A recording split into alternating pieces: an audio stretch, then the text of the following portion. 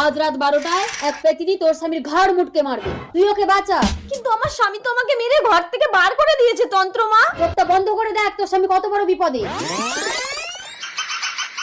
मेरे दिल जिगर से তোকে ভালোবেসে পাইনি বলে আমি আত্মহত্যা করেছি। আজ রাত 12টায় তোর ঘাড় মোটকে রক্ত খাবো। गोरे गोरे गालों वाली কে তুমি সুন্দরী? আমার বউকে মেরে ঘর থেকে তাড়িয়ে দিয়েছি, তুমি আমার সংসার করবে?